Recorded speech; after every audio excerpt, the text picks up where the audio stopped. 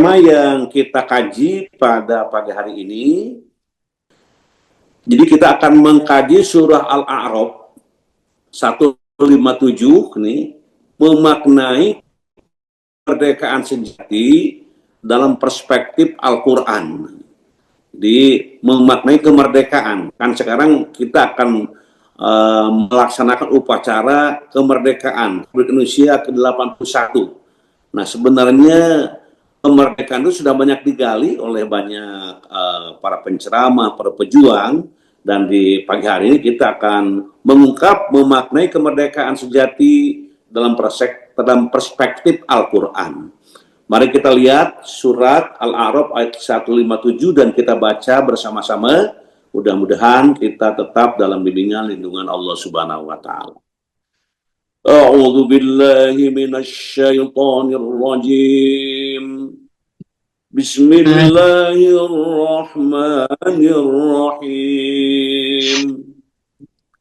الذين يتبعون الرسول النبي الأمي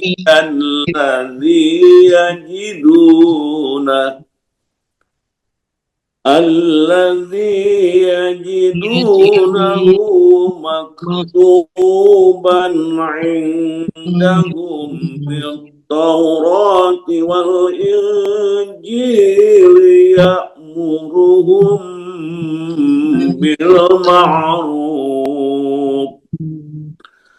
يأمرهم بالمعروف وينهاهم عن المنكر ويحل لهم الطيبات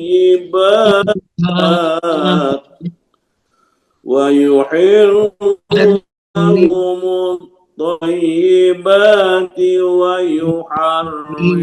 عليهم الخبائث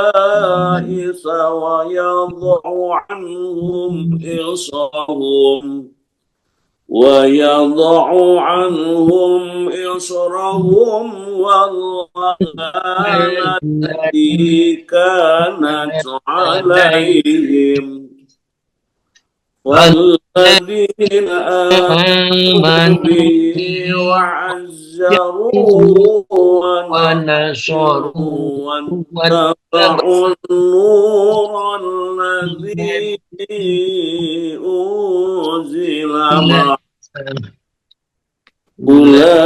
أولئك هم المفلحون.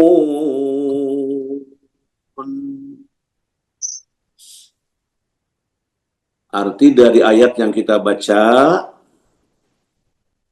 yaitu orang-orang yang mengikuti Rasul Muhammad, Nabi yang ummi, tidak pandai baca tulis, yang namanya mereka temukan tertulis di dalam Taurat dan Injil yang ada pada mereka.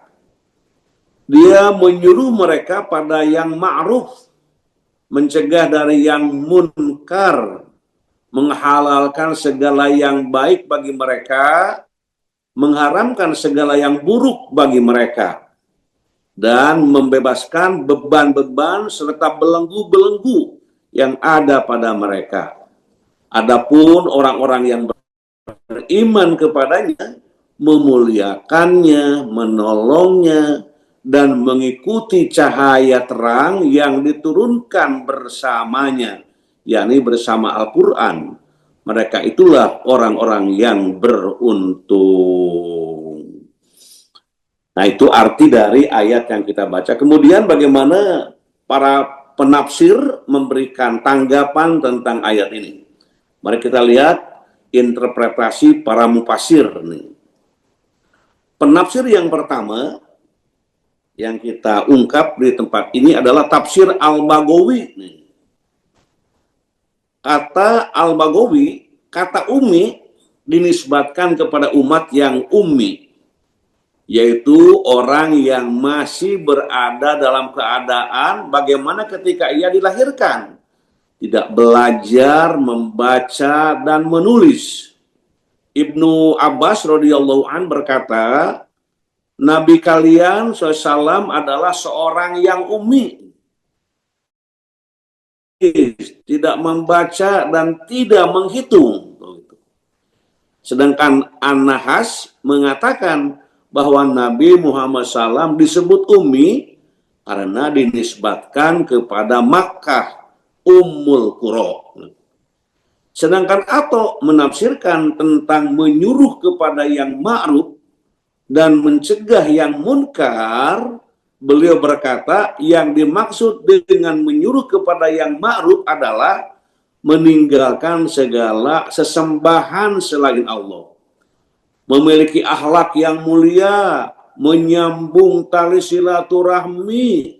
Sedangkan melarang dari yang munkar berarti melarang penyembahan berhala dan melarang memutuskan tali silaturahmi. Nah, ini pandangan Ato dari ayat yang kita baca.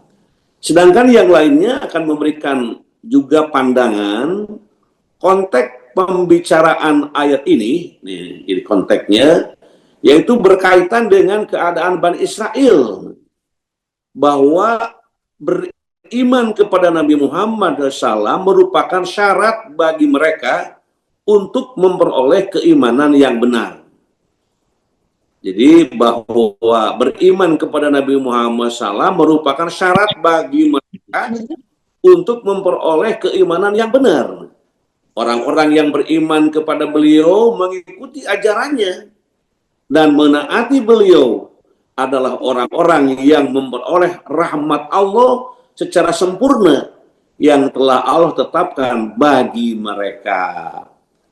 Maka Rasulullah SAW memerintahkan mereka untuk mendirikan sholat, menunaikan zakat, berpuasa, melaksanakan haji, menyambung silaturahmi, berbakti kepada kedua orang tua, berbuat baik kepada tetangga dan hamba sahaya, memberikan manfaat kepada seluruh makhluk, berkata jujur, menjaga kehormatan diri, berbuat kebajikan, memberikan nasihat, dan berbagai bentuk kebaikan lainnya. Diulang ini, Rasul Muhammad SAW memerintahkan untuk apa? Untuk mendirikan sholat. Nah, sholat yang sudah kita tunaikan tadi sholat subuh, dan sehari semalam kita 5 kali, 5 waktu, dengan 17 rakaatnya, itu yang wajib ditambah yang sunat-sunat. Mudah-mudahan menjadi sempurna ibadah sholat kita yang selalu kita tunaikan. Kemudian menunaikan zakat, nah dan seterusnya, itu semuanya merupakan yang dianjurkan oleh Rasulullah SAW.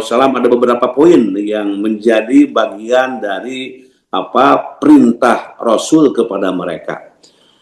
Selanjutnya hadirin wal hadirat rahimakumullah, tafsir Al-Baghawi, makna firman Allah, dia menyuruh mereka kepada yang ma'ruf, maksudnya Rasul memerintahkan mereka kepada keimanan. Jadi supaya beriman hambanya ini, gitu ya. Adapun makna firman Allah dan melarang mereka dari yang munkar, maksudnya beliau melarang mereka dari kesyirikan. Jadi jangan berbuat syirik, jangan menduakan Allah. Misalnya ada orang yang ibadah kepada Allah dilakukan, menyembah kepada selain Allah dilakukan. Nah, ini namanya kemusyrikan. Sholat subuh dilaksanakan, minta kepada yang selain Allah juga untuk misalnya kekebalan, kesuksesan, bukan minta kepada Allah, tapi minta kepada berhala-berhala. Ini yang dikatakan musyrik. Maka tadi harus murni, iman itu hanya kepada Allah, beribadah hanya kepada Allah, dan Allah adalah pencipta alam jagat raya ini. Ada pula yang berpendapat bahwa ma'ruf adalah syariat dan sunnah, sedangkan munkar adalah segala sesuatu yang tidak dikenal sebagai bagian dari syariat maupun sunnah. Nah, jadi kemudian juga atau berkata menyuruh mereka kepada yang ma'ruf berarti memerintahkan mereka untuk meninggalkan segala sesembahan selain Allah, memiliki akhlak yang mulia, menyambung tali silaturahmi. Sedangkan melarang mereka dari yang munkar berarti melarang mereka menyembah berhala dan memutuskan tali silaturahmi. Selanjutnya hadirin wal hadirat rahimakumullah, dari Ibnu Katsir nih, ini yang sering kita juga memanfaatkan tafsir Ibnu Katsir. Beberapa pokok yang terkandung dalam ayat ini, menurut beliau, kenabian Nabi Muhammad SAW telah diberitakan dalam kitab-kitab para nabi terdahulu.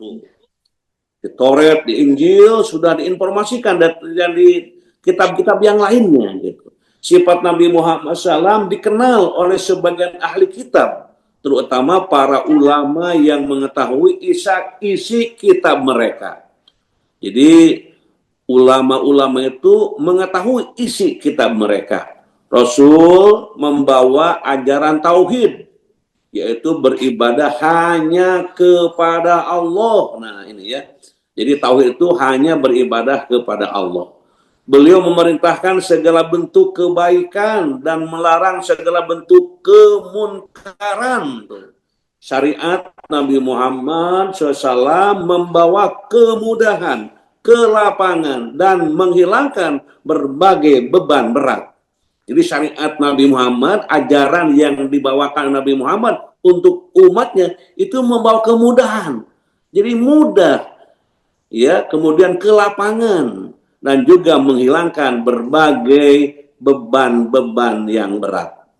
Beliau menghalalkan perkara yang baik dan bermanfaat serta mengharamkan perkara yang buruk dan membahayakan. Jalan keberuntungan adalah beriman kepada Allah Subhanahu wa taala, memuliakannya, menolongnya, dan mengikuti Al-Qur'anul Karim. Selanjutnya hadirin wal hadirat rahimakumullah, dari tafsir-tafsir yang sudah diungkap tadi, inti reflektifnya bahwa kemerdekaan sejati bukan sekedar terbebas dari penjajahan, tetapi terbebas dari segala bentuk perbudakan yang menjauhkan manusia dari Allah. Al-Quran mengajarkan bahwa kebebasan harus berjalan bersama iman, keadilan, kemuliaan, dan tanggung jawab. Ketika manusia mengikuti petunjuk Rasul SAW, ia tidak lagi diperbudak oleh hawa nafsu, kebodohan, ketidakadilan, dan kesesatan, melainkan hidup sebagai Allah yang merdeka dan bermartabat. Nah itu inti dari ayat yang kita baca. Selanjutnya hadirin wal hadirat rahimakumullah, nilai-nilai pendidikan atau pedagogis. Nah kita ingin menyoroti ayat kaitannya dengan nilai-nilai pendidikan. Pertama, pendidikan amar ma'ruf. Nah ini amar ma'ruf ini sudah menjadi bahasa sehari-hari, kita mengenal dan sering mendengar. Allah menyuruh manusia kepada yang ma'ruf. Ini menunjukkan bahwa pendidikan bertujuan mengarahkan manusia kepada kebaikan yang diakui syariat dan akal sehat. Tuh. Pendidikan tidak cukup hanya membuat seseorang pinter, tetapi harus membuatnya mampu membedakan dan memilih kebaikan.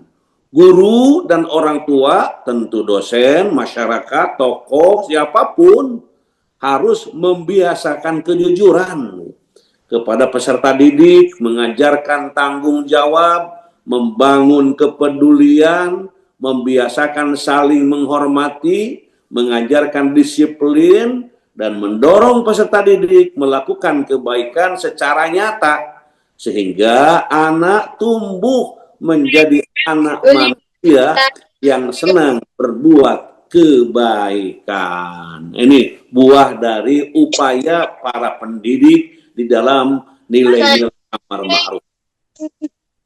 Kemudian yang selanjutnya hadirin wal hadirat rahimakumullah, kita lihat nilai kedua, pendidikan pencegahan terhadap kemunkaran. Ini dalam Islam, ayat ini mengandung fungsi preventif, yaitu mencegah manusia dari perilaku yang merusak diri sendiri maupun orang lain. Dengan demikian, pendidikan bukan sekedar memberikan pengetahuan tentang apa yang benar, tetapi juga membangun kemampuan untuk menolak perilaku yang salah. Gitu. Dalam konteks pendidikan, pencegahan kemunkaran dilakukan dengan hikmah, dengan nasihat, dengan pembiasaan, pendampingan, dan keteladanan. Ini lebih penting, bukan dengan kekerasan atau penghinaan. Orang tua dan guru dapat mendidik peserta didik dengan hikmah, dengan nasihat, dan keteladanan agar anak menjauhkan diri dari kemunkaran. Hikmah itu ada yang mengatakan dengan ilmu, ya. Ada yang mengatakan dengan ilmu, dengan pengetahuan, bukan sekedar menyampaikan tanpa dasar, tapi ada dasarnya. Kemudian nasihat dengan cara yang sangat mendasar dan mungkin masuk ke dalam pribadi seseorang ketika dinasehati. Keteladanan, jadi teladan di depan anak-anak, di depan para santri, di depan jamaah, para kiai, ustadz, dengan alim, dan para dosen, termasuk para profesor.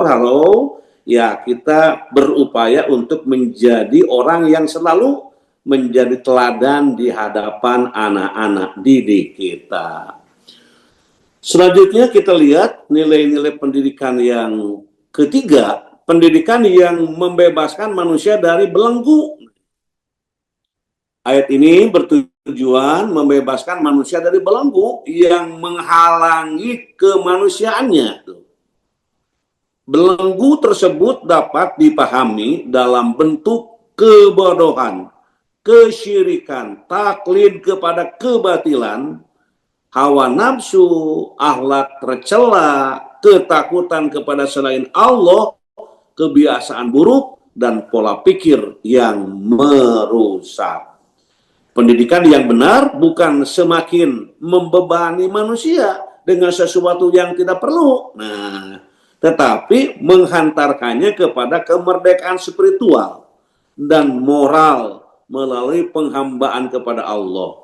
Mari kita ajarkan generasi muda untuk membebaskan diri dari belenggu-belenggu yang menghalangi dirinya dengan mengabdi sepenuhnya kepada Allah Subhanahu wa Ta'ala.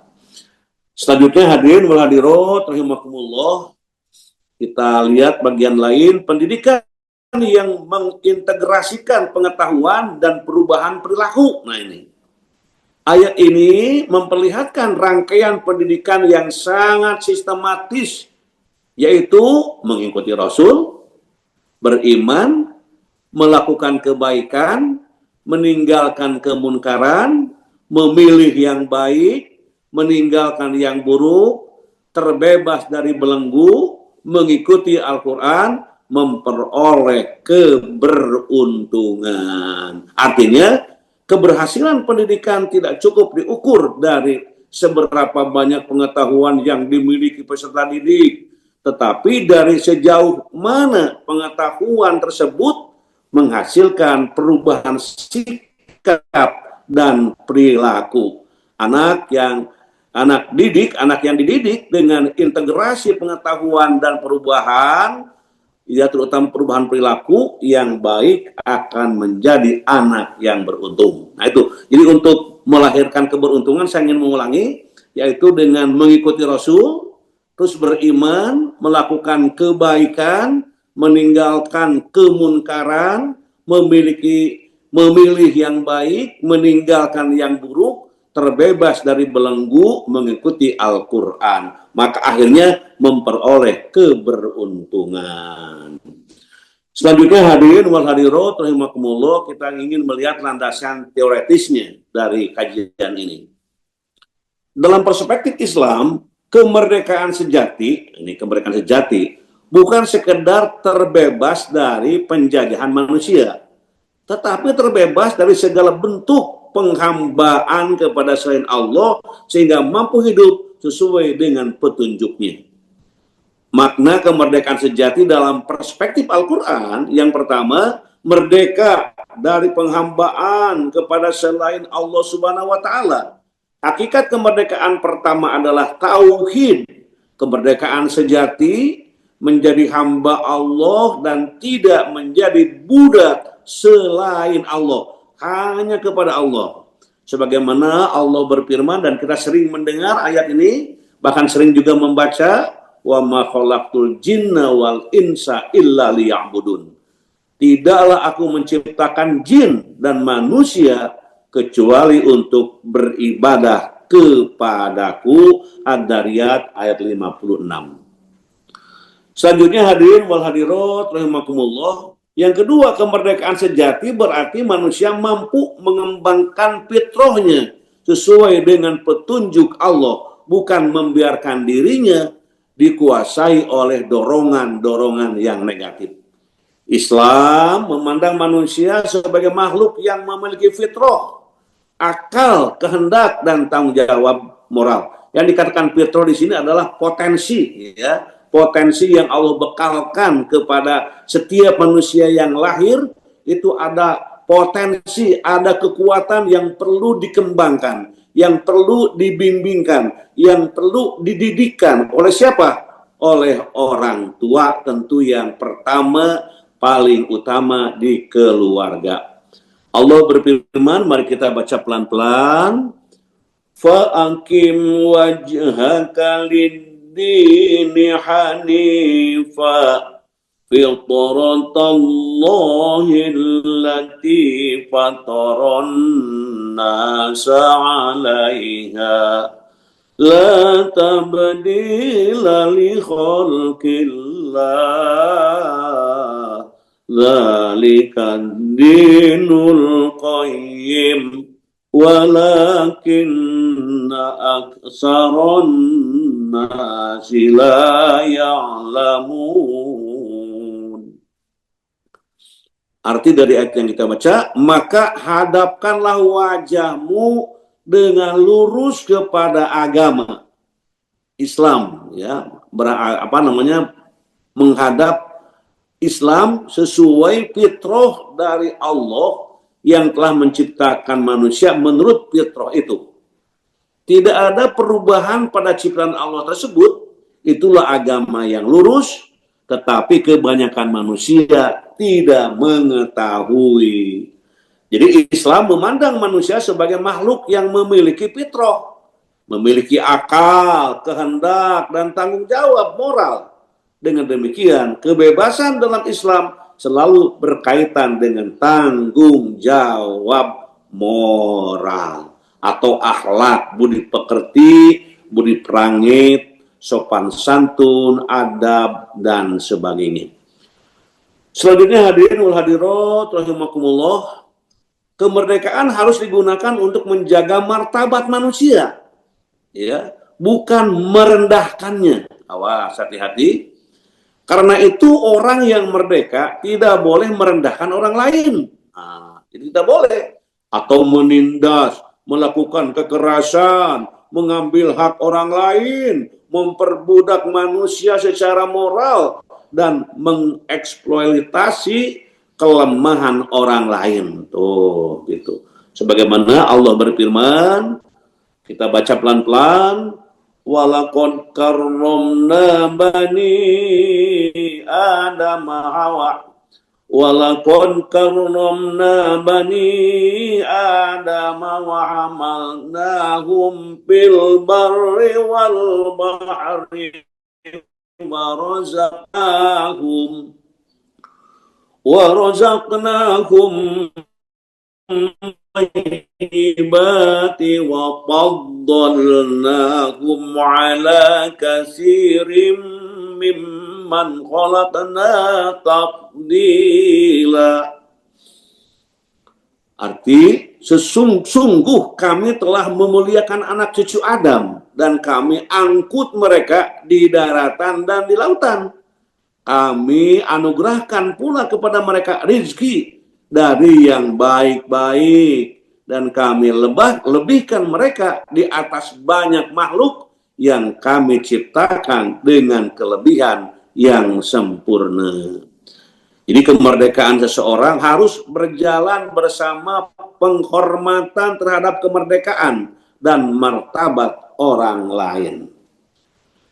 Selanjutnya hadirin wal hadirat rahimakumullah, kemerdekaan dalam perspektif Quran surat Al-A'raf 157, nah ini Quran Al-A'raf yang dibaca tadi, memberikan setidaknya 4 prinsip pembebasan. Nah ini. Yang pertama, membebaskan manusia dari kemunkaran. Islam membebaskan manusia dari perilaku-perilaku yang merusak. Tuh. Jadi kalau ada orang Islam yang melakukan perbuatan-perbuatan yang merusak, itu bukan dirinya yang diajarkan dari Islam itu, mungkin dari mana gitu ya. Tetap orang Islam itu membebaskan manusia dari perilaku yang merusak. Selalu menjaga lingkungan, menjaga kehormatan, menjaga perasaan. Yang kedua, membebaskan manusia menuju kebaikan. Kemerdekaan harus diarahkan kepada kebaikan, bukan kebebasan tanpa batas. Membebaskan manusia dari sesuatu yang buruk, Islam mengajarkan manusia agar tidak diperbudak oleh sesuatu yang merusak dirinya. Kemudian membebaskan manusia dari belenggu, risalah Islam membawa manusia keluar dari berbagai belenggu yang menghambat kehidupan yang benar. Nah itu dalam pandangan Islam yang kita ungkapkan. Kemudian bentuk-bentuk kemerdekaan sejati. Nah kita ingin melihat seperti apa ini. Bentuk-bentuk yang kemerdekaan yang sejati. Yang pertama, kemerdekaan akidah. Kemerdekaan pertama adalah bebas dari syirik dan keyakinan yang menyimpang. Tauhid menjadikan manusia memiliki orientasi hidup yang jelas, yaitu menjadikan Allah sebagai satu-satunya tempat pengabdian tertinggi. Sebagaimana Allah berfirman, Ammanar rasulu bima unjila ilaihi min rabbihi wal mu'minun kullun amana billahi wa malaikatihi wa kutubihi wa rusulihi la nufarriqu baina ahadim min rusulihi. Rasul Muhammad beriman pada apa Al-Quran yang diturunkan kepadanya dari Tuhannya. Demikian pula orang-orang mukmin, masing-masing beriman kepada Allah, malaikat-malaikatnya, kitab-kitabnya, dan rasul-rasulnya. Itu kemerdekaan akidah. Selanjutnya hadirin, kemerdekaan jiwa. Nah, ini. Kemerdekaan jiwa berarti tidak menjadi budak amarah, iri, dendam, kesombongan, ketakutan, kecemasan terhadap penilaian manusia dan keinginan mendapat pujian. Allah berfirman, qad aflaha man zakkaha wa qad khaba man dassaha. Sungguh beruntung orang-orang yang menyucikan jiwa itu, dan sungguh rugi orang-orang yang mengotori jiwa itu. Itu kemerdekaan jiwa. Selanjutnya kita lihat bagian lain, kemerdekaan dari hawa nafsu. Nah ini, karena semuanya manusia punya hawa nafsu nih. Bagaimana kemerdekaan dari hawa nafsu? Kemerdekaan sejati adalah kemampuan mengatakan tidak terhadap sesuatu yang diinginkan ketika sesuatu tersebut bertentangan dengan perintah Allah. Jadi di sini diungkapkan, jadi kemerdekaan sejati adalah kemampuan mengatakan tidak. Tidak, saya mah, tidak, pokoknya tidak terhadap sesuatu yang diinginkan ketika sesuatu tersebut bertentangan dengan perintah Allah. Kalau berhawa nafsu ini bagus nih, nggak ada bandingannya. Tapi kata syariat gimana ini? Ini memang enak, tapi kata menurut hukum Allah bagaimana? Nah, jadi ada pertimbangan. Nah, ini kemerdekaan dari hawa nafsu. Karena mungkin kalau mengikuti nafsu ya kadang-kala suka jor-joran manusia itu. Dan ulama mengatakan hawa nafsu itu melekat pada diri manusia seperti anak kecil. Maksudnya, kalau ingin sesuatu itu belum bisa berhenti sebelum sesuatu itu diperoleh. Anak kecil kan kalau minta mobil-mobilan terus gitu ya. Mobil-mobilan, di mobil ngomong mobil-mobilan, ke rumah mobil-mobilan, sampai ibunya bingung, akhirnya kembali ke toko mobil-mobilan, baru dia berhenti. Itu gambaran hawa nafsu yang ada pada diri manusia itu tidak berhenti. Terus saja hawa nafsu itu menggerogoti, kecuali dengan penuh keyakinan dan pertolongan dari Allah Subhanahu wa Ta'ala.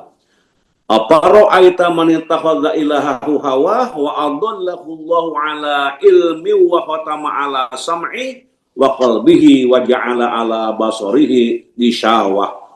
Tahukah kamu Nabi Muhammad orang yang menjadikan hawa nafsunya sebagai Tuhannya dan dibiarkan sesat oleh Allah dengan mengetahuinya? Allah telah mengunci pendengaran dan hatinya serta meletakkan tutup atas penglihatannya. Ulangi, Tuhan ya, Tuhan kamu ya, Tuhan Nabi Muhammad, orang-orang yang menjadikan hawa nafsunya sebagai Tuhannya dan dibiarkan sesat oleh Allah dengan pengetahuannya. Jadi kalau ada orang yang hawa nafsunya tidak menjadi pertimbangan dalam memutuskan sesuatu, seolah-olah dia itu menjadi kendalinya, maka nanti Allah akan membiarkannya. Allah telah mengunci pendengarannya dan hatinya serta meletakkan tutup atas penglihatannya. Tidak pernah merasa malu lagi, tidak pernah merasa dosa lagi. Terus saja dia berada di dalam perbuatan-perbuatan. Mengapa? Karena sudah ditutup segala kemungkinan-kemungkinannya. Na'udzubillah min dzalik. Selanjutnya hadirin muhadirat, cara mengisi kemerdekaan sejati dalam Islam. Gimana caranya nih? Nah, ini ada beberapa tips yang kita ungkapkan di sini. Yang pertama, memperkuat tauhid. Nah, ini menjadikan Allah sebagai pusat kehidupan dengan menjaga sholat, memperbanyak zikir, membaca Al-Quran, memperbaiki niat, menjauhi syirik, dan tidak menggantungkan hati kepada selain Allah. Ini memperkuat tauhid. Jadi yang pertama, menjaga sholat. Maksudnya menjaga sholat itu menjaga waktunya, menjaga kesucian dirinya, menjaga kesucian badannya, menjaga tempatnya. Tuh gitu. Ini bukan sekedar gerakan sholat-sholat, tapi tidak dijaga kehalalan dirinya, kehalalan pakaiannya, kehalalan tempatnya, itu menjaga sholat. Memperbanyak zikir, jadi zikir itu terus kita perbanyak. Bahkan orang-orang yang selalu gelisah hatinya, maka dengan berzikir akan tatma'innul qulub. Membaca Al-Quran mungkin sudah menjadi kurikulum kita. Setiap pada sholat 50 ayat baca Quran. Memperbaiki niat, kalau niatnya belot-belot, niat langsung hanya karena Allah. Menjauhi syirik dan tidak menggantungkan hati kepada selain Allah. Qul huwallahu ahad, Allahus samad, lam yalid wa lam yulad wa lam yakul lahu kufuwan ahad. Wawunya kelebihan satu, wa lam yakul lahu kufuwan ahad. Katakanlah Nabi Muhammad, dialah Allah yang Maha Esa. Allah tempat meminta segala sesuatu. Dia tidak beranak dan tidak pula beranakan. Serta tidak ada sesuatu pun yang setara dengan dia. Itu yang pertama. Kemudian yang kedua kita lihat, membebaskan diri dari kemaksiatan. Nah ini, kemerdekaan bukan kebebasan untuk melakukan apa saja. Justru seorang muslim menunjukkan kemerdekaannya dengan mampu meninggalkan sesuatu yang haram meskipun ia menginginkannya. Innaka lan tada'a syai'an lillahi azza wa jalla illa baddalakallahu bihi ma huwa khairun laka minhu. Sesungguhnya jika engkau meninggalkan sesuatu karena Allah, niscaya Allah akan memberi ganti padamu dengan yang lebih baik. Luar biasa itu hadis yang kita baca. Selanjutnya hadirin, merdeka dari kebodohan. Kemerdekaan harus diisi dengan pendidikan Islam. Sangat menekankan pentingnya ilmu. Ayat yang kita baca, sering kita dengar, surat Al-Alaq ayat 1-5. Iqra bismi rabbikal ladzi khalaq. Khalaqal insana min 'alaq. Iqra wa rabbukal akram. Alladzi 'allama bil qalam. 'Allamal insana ma lam ya'lam. Bacalah dengan menyebut nama Tuhanmu yang menciptakan. Dia menciptakan manusia dari segumpal darah. Bacalah, Tuhanmu lah yang maha mulia, yang mengajar manusia dengan pena. Dan dia mengajarkan manusia apa yang tidak diketahuinya. Ini dalil ataupun dasar tentang manusia supaya berilmu, terhindar dari kebodohan. Merdeka dari kebodohan. Kemudian menggunakan kebebasan berbicara secara bertanggung jawab. Islam memberikan perhatian yang sangat besar terhadap lisan. Maka kemerdekaan berbicara bukan berarti bebas menghina, memfitnah, menyebarkan hoax, membuka aib, dan melakukan ujaran kebencian. Wa qul i'malu atau wa qul ibadi yaqulul lati hi ahsan innasyaitona yanjagu bainahum innasyaitona kana lil insani aduwwam mubina. Katakanlah kepada hamba-hambaku supaya mereka mengucapkan perkataan yang lebih baik dan benar. Sesungguhnya setan itu selalu menimbulkan perselisihan di antara mereka. Sesungguhnya setan adalah musuh nyata bagi manusia. Maka nyatakan dalam diri kita bahwa musuh besar yang harus diperangi oleh kita adalah setan yang selalu mengajak kepada kerugian. Selanjutnya hadirin wal hadirat, menjaga persatuan.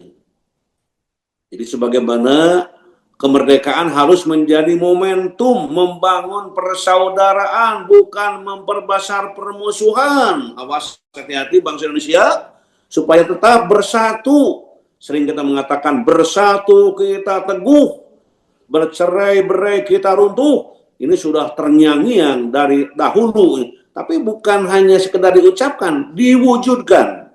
Allah berfirman, wa'tasimu bihamdillahi jami'an wa la tafarraqu wadhkuru ni'matallahi 'alaikum id kuntum a'daan fa'alafa baina qulubikum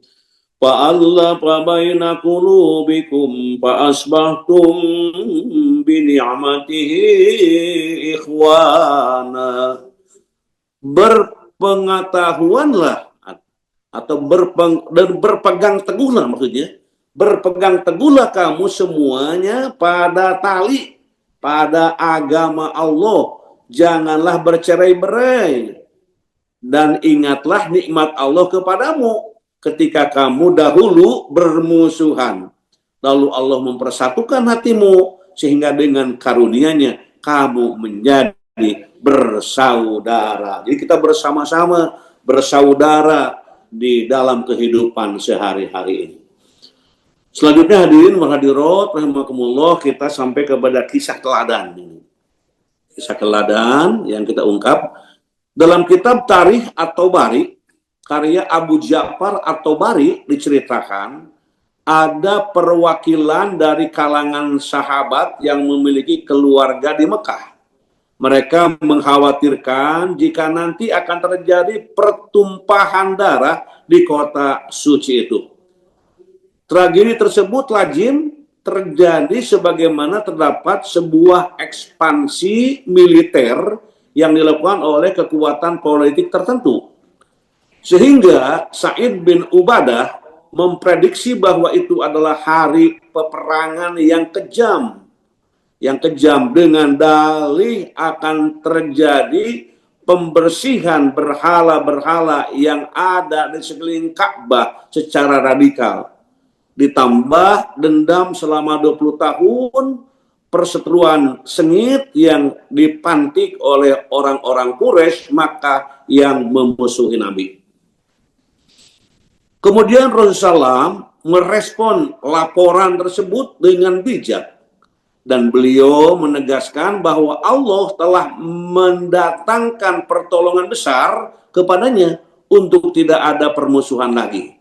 Jawaban demikian itu juga diberikan untuk menampik perkataan Sa'id bin Ubadah yang dikatakan tadi bahwa hari Fathul Makkah ya bukanlah hari peperangan yang kejam, Yaumul Malhamah, ya, melainkan akan jadi hari kasih sayang, Yaumul Marhamah. Maka yang bisa diambil dari ajaran Nabi Muhammad SAW tersebut, bahwa hari kemenangan bukanlah untuk menindas atau membalas dendam, melainkan untuk menebar kemaslahatan, memberi manfaat, dan melindungi semua umat dari kesengsaraan, kemiskinan, ketertindasan, ketidakadilan, dan lain sebagainya. Nah, itulah gambaran apa yang diungkapkan dalam penjelasan tadi. Kemudian slide yang terakhir ini doa yang selalu dijadikan bagian supaya menjadi amalan harian. Doanya sudah pada hafal, Rabbij'al hadza baladan amina warzuqna atau warzuq ahlahu minas samarati man amana minhum billahi wal yaumil akhir. Ulangi, Rabbij'al hadza baladan amina warzuq ahlahu minas samarat man amana minhum billahi wal yaumil akhir. Ya Tuhanku, jadikanlah negeri Mekah ini negeri yang aman dan beri rezeki berupa buah-buahan, hasil tanaman, tumbuhan yang bisa dimakan kepada penduduknya, yaitu orang yang beriman di antara mereka kepada Allah dan hari akhir. Itulah kajian kita, dan saya melihat di sini ada Gus Wahid. Halo, Gus Wahid masih ada? Halo? Tadi saya lihat Gus Wahid masih tampil, ada di sini. Ya, ada. Bisa memberikan itu apa namanya tambahan kekuatan sedikit mah itu ada. Silakan Gus. Ya, ya, Prof, itu saya maaf ya, nggak on video. Iya. Komentar aja dikit Gus. Ya, silakan. Ya, jadi ya saya menggarisbawahi ya pandangan Prof Sauri ini, memang kemerdekaan yang sejati itu adalah kemerdekaan ya tidak hanya fisik, tapi adalah kemerdekaan mental, pikiran, ya, jiwa. Yang ini yang jauh lebih sulit ya. Itu kalau fisik kan kelihatan ya, kita tunduk ya. Jadi agama kita mengajarkan kepada kita bahwa kita itu hanya tunduk kepada zat yang memang layak untuk ditunduki gitu loh. Itu. Jadi dan belenggu-belenggu penjajahan yang menjajah kita itu karena kita ada subordinate gitu, dan Islam mengajarkan kepada kita bahwa hanya kepada Allah. Ini kan suatu ajaran yang besar ya, ajaran yang luar biasa. Tapi kita sendiri tanpa disadari mensubordinasikan diri kepada sesuatu yang tidak pantas. Nah, ini terima kasih ya, kita diingatkan oleh sebuah ayat bahwa sebetulnya ajaran Islam itu sangat logis, sangat terbuka ya. Kalau kita betul-betul merenung dalam ya, jadi kita perlu menghilangkan dari rasa ketakutan, kecemasan, itu kan juga penjajahan sebetulnya tanpa kelihatan itu. Jadi itu yang justru yang paling berat itu adalah satu penjajahan yang tidak kelihatan ya. Itu yang membelenggu kita. Nah, ini pembebasan yang utuh ya. Tidak hanya pembebasan dari tadi yang disebutkan oleh Profesor Sauri, yaitu penjajahan dari bentuk yang fisikal, yang visible ya, yang fisik dan juga yang kelihatan, tapi justru yang berat itu yang tidak kelihatan itu. Yang membelenggu ya, kita itu karena kita tidak mampu self control. Jadi kita ini dikontrol orang lain gitu. oleh orang kontrol. Jadi sebetulnya bentuk penjajahan itu kita tidak memiliki kemerdekaan untuk mengontrol diri sendiri. Nah ini karena dijajah oleh sesuatu yang apa seakan-akan lebih. Nah Islam ini yang luar biasa mengajarkan kepada kita itu kita harus merdeka dari semuanya itu. Merdeka tidak perlu takut kepada sesuatu yang memang tidak layak ditakuti itu loh dan apa kita nah dengan memberikan satu opsi itu kepada memperkenalkan siapa zat yang memang pantas dan kita diajak untuk merenung berpikir gitu bahwa perintah ini sebetulnya sangat logis sangat universal gitu. Nah ini yang mungkin memberikan dampak yang luas ya ajaran-ajaran Islam itu yang memang dulu kita itu hidup di dalam sebuah satu sistem sosial yang tidak adil ya. Nah ini karena apa eksploitasi dalam parlom ya tidak ada kemerdekaan yang semu kalau hanya dari sisi apa itu politik saja atau kemerdekaan ekonomi, tapi Islam mengajarkan kepada yang sejati itu adalah kemerdekaan yang total ya. Yang total sehingga kita itu itulah hakikat kebebasan ya sehingga kita itu akan mencapai satu apa itu kenikmatan ya nikmat yang lahir batin tidak semu.